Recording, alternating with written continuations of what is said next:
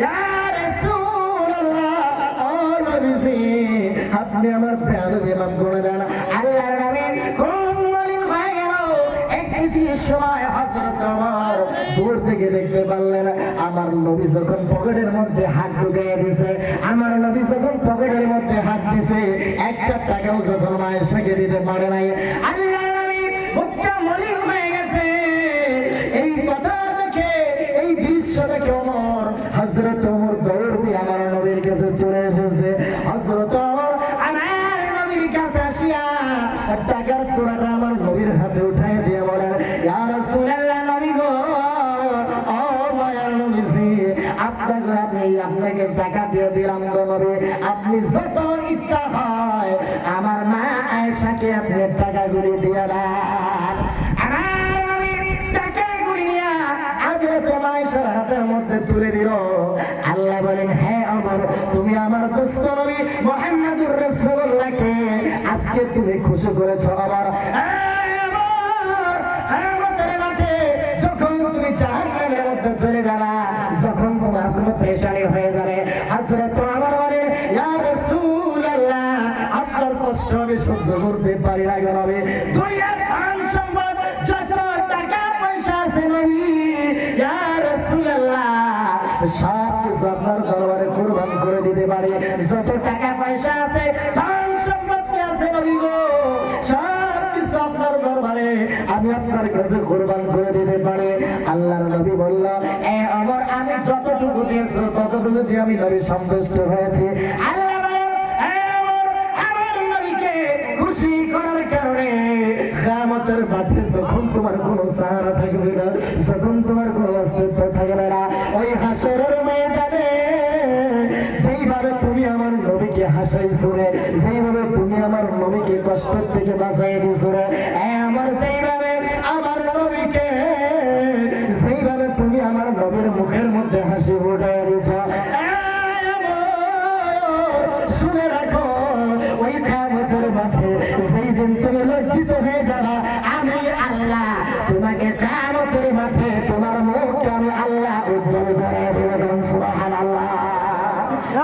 এমন আশিকেরা এই ঈদের দিনে কেউ যদি কাউকে দান করে, কোন এতিম মিসকিনের গায়ের মধ্যে যদি হাত বুলিয়ে দেয়, আবার নবী বলেছেন ওই ব্যক্তিকে হাত দেওয়ার কারণে, ওই এতিমের মাথায় হাত দেওয়ার কারণে তার হাতের তলে যতগুলি চুল মুবারক পড়বে, আল্লাহর নবী ঘোষণা করেছেন ওই চুল পরিমাণ পড়ত আল্লাহ কিয়ামতের মাঠে উহুদ পাহাড়ের মতো সোয়াব দিয়া ভরপুর করে দেবেন। সুবহানাল্লাহ। আমার বন্ধুগণ, আমার বাবারা, রাতে শেষ করে দেবো বাবারা, আপনারা যদি গদি গদি আছেন এখনই বসে আমি আলোচনা শেষ করে দেব। আমার নবী একবার ঈদে যাওয়ার জন্য রওনা হয়ে গেলেন। আমার নবী ঈদে যাবেন, অতিমধ্যে রাস্তার মধ্যে একটা বাচ্চা, ছোট্ট একটা বাচ্চা দেখতে পাইলেন, হাউমা করে কান্না করতেছে, হাউ হতাশ করে কান্না করতেছে।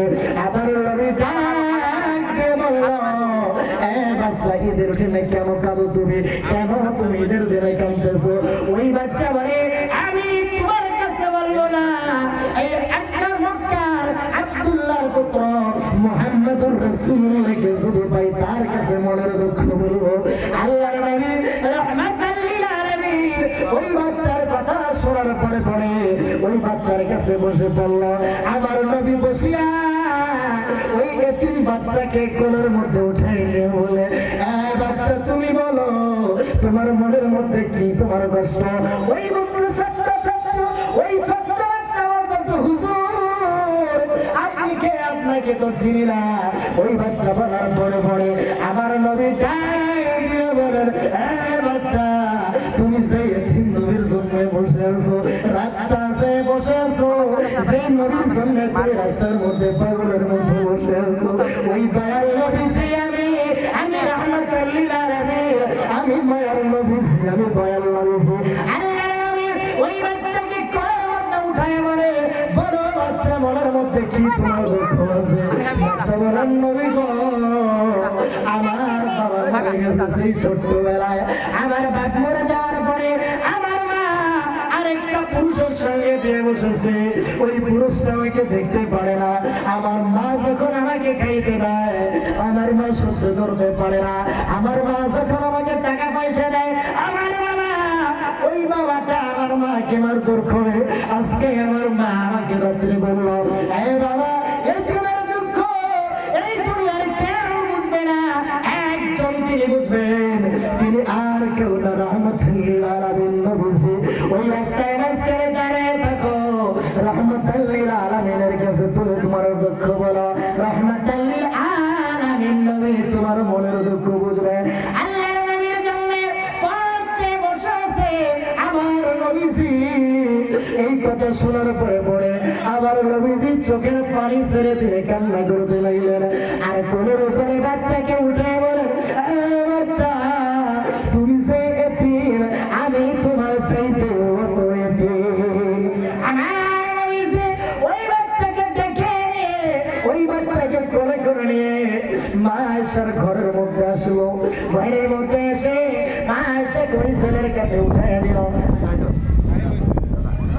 আবার ছেলেকে উঠে দিল।